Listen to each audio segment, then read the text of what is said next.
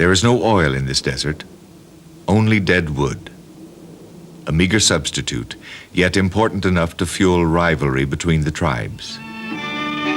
Through the ages, the tribes have been collecting wood on their own territories, carrying it back home with their traditional means of transportation.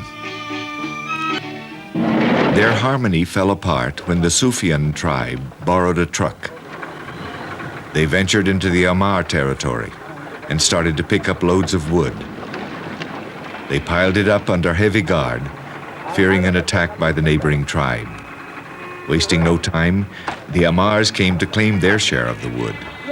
The conflict was inevitable. The adversaries unsheathed their jambias, but a sheik intervenes. He proposes to consult their sovereign, the Sheik of Sheiks, Abdullah bin Hussein al-Hamar.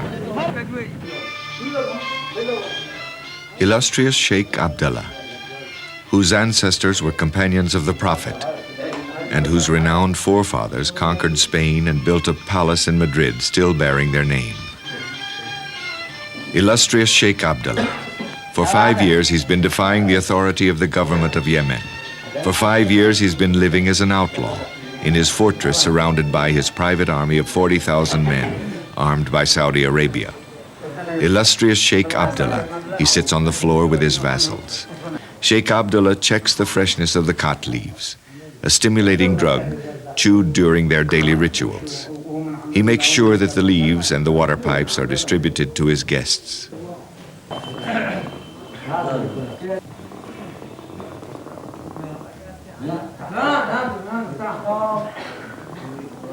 The Sufyans want justice to be done regarding the 2 killings committed by the Amar who stole the wood piled along the road.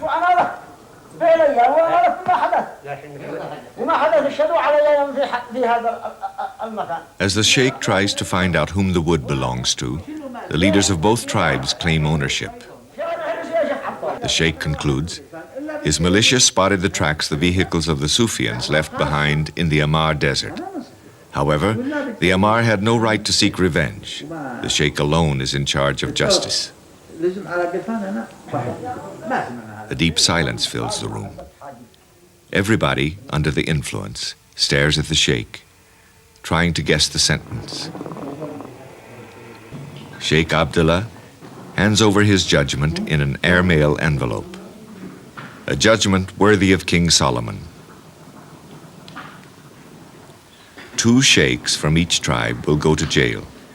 They will be locked up in the same cell until they come to an agreement. The decision is irreversible. A shackle on their feet, the prisoners are locked up in one of the wells of the citadel. Every day, members of both tribes come to encourage the sheiks to settle their dispute.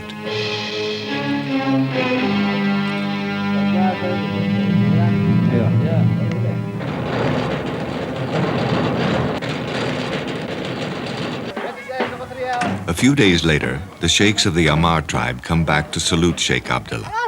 They tell him that the prisoners have settled their dispute. They ask him to set the prisoners free and to accompany them to the mountains to meet with the Sufyans. Sheik Abdullah accepts, to the great joy of his vassals.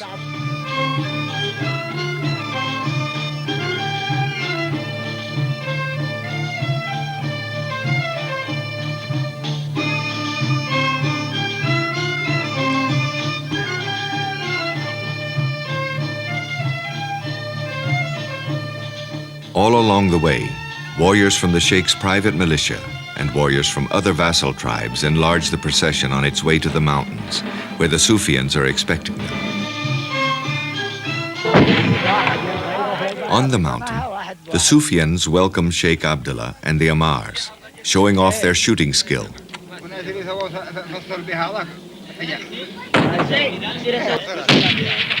While the Sufyans and the Amars are displaying their prowess as warriors, the sheiks of both tribes explain to Sheik Abdullah how the prisoners came to an agreement. Some Amars accuse the almighty Sheik of sowing discord between his vassal tribes by lending a truck to their adversaries. They even threaten not to accept his arbitration anymore and to call upon the help of the government, a move that would be a serious blow to the Sheik.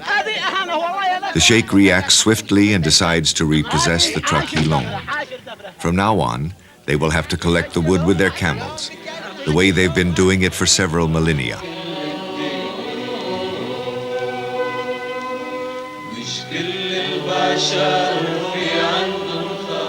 The only thing left to do for the Ammars and the Sufyans is to meditate over the decision of the Sheik and to contemplate the savage beauty of the desert, where so much blood has been shed and will be shed, until the next judgment of Abdullah ben Hussein al-Hammar, chief of the mighty tribe of the Hashid, the free men of northern Yemen.